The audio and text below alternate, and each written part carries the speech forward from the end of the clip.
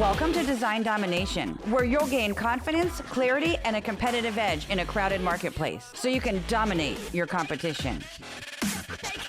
Hi, and thanks for tuning in. I'm Colleen Grotzer, and in this episode of Design Domination, I'm getting into what's new with WCAG 2.2. The long-awaited WCAG 2.2 update was just officially released on October 5th, and it's been 5 years since WCAG 2.1 came out and 15 years since WCAG 2.0 came out. Now, WCAG 2.2 has added 9 new success criteria and actually removed one of them.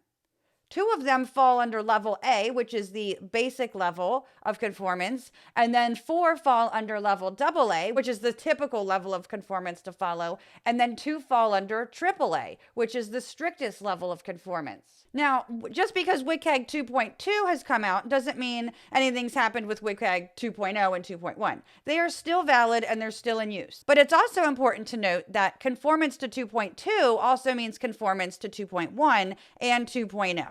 Now, these guidelines have been added at the end of each section. So in the past, what happened was the success criteria were in order of the level of conformance, right? So level A, AA, and then AAA in each section. But in WCAG 2.2, the new ones are now tacked onto the end of each guideline group. That's better than having to reorganize and renumber all of the success criteria. Now, that would really be hard to track from WCAG 2.0 or 2.1 to 2.2.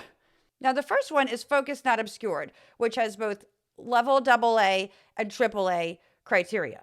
And they have to do with keyboard focus of a user interface component. Keyboard focus is the styling that should appear when someone tabs on the keyboard to a user interface component, such as a hyperlink or a button or a form field or search field. Well, the level AA criterion says that an interactive element that has focus that is not completely hidden. And then the AAA version says, don't hide any part of the interactive element when it's in focus. Focus Not Obscured helps sighted keyboard users who need to be able to see where they've tabbed to on a web page in order to know, where to fill out a form or what hyperlink they want to activate and so forth. One example where keyboard focus might be partially or fully obscured is with cookie banners. Like if the cookie banner does not have to be dismissed before getting to the web page content, then it could end up partially or even fully covering a hyperlink or a button or a form field when someone tabs to it. Another example would be a sticky header, because that stays visible when a user scrolls down the page. And so this too could partially or fully hide an element that gets focus. Now, the next one is focus appearance, which is AAA, and this relates to the focus indicator, which is the visual styling of an interactive element in focus. Many designers remove it because they don't like the look of it, and I used to do it too. And it says that a focus indicator must have at least 3-to-1 contrast between the focused and unfocused states, so when it's just by default, and then when it's in focus, when someone tabs to it on the keyboard, right? And it also must be at least as large as the area of a 2 CSS pixel thick perimeter of the unfocused component. But this actually does not apply if you leave the styling up to the browser or if you have not styled the focus indicator and background color.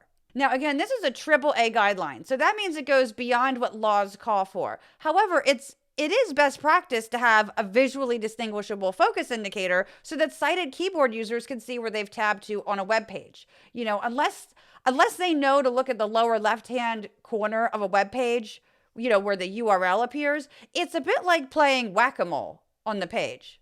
Well, actually, maybe Russian roulette is more like, because they're just having to tab to a link and then guess where it's going to take them and then, Anyway, so this criteria might sound complicated, but really you can do this so easily. All you have to do is give the focus indicator a 2-pixel outline that has sufficient contrast against any background that it's used on. Now the next one is dragging movements, which is AA. So in short, this says that you cannot rely on dragging for a user to be able to do something. You need to provide an alternative, such as clicking or tapping.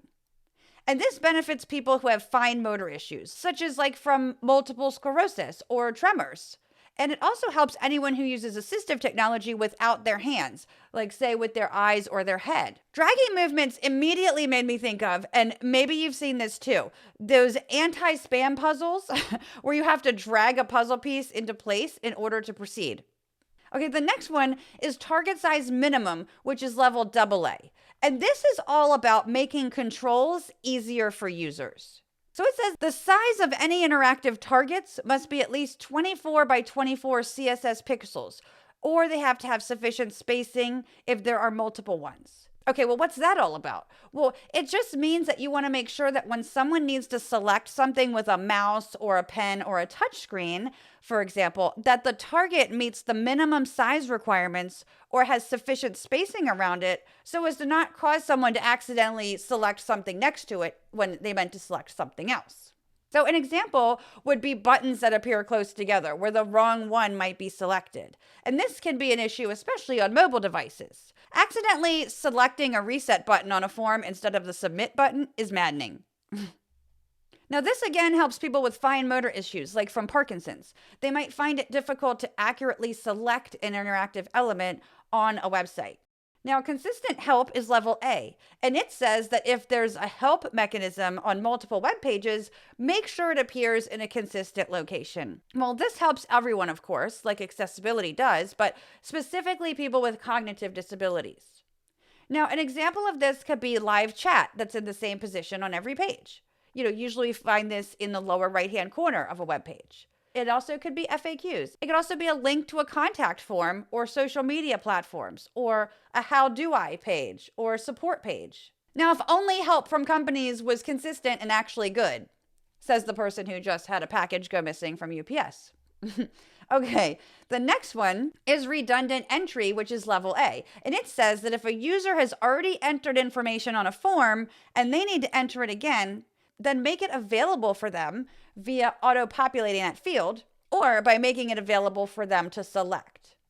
Now, this does not apply in certain situations, such as where re-entering information is essential or the information is required for security purposes or the information that was entered before is no longer valid. Now, the purpose of this criterion is to help users complete multi-step processes in a single session. And here's an example, and you've probably encountered this quite a few times. A checkout page with a form that has a checkbox to confirm if the shipping address is the same as your billing address. So you wouldn't have to enter in all the same information again if that information is the same. This helps users who have learning or cognitive issues and find it hard to recall information. But it also benefits people with mobility issues so that they don't have to re-enter the information they've already provided.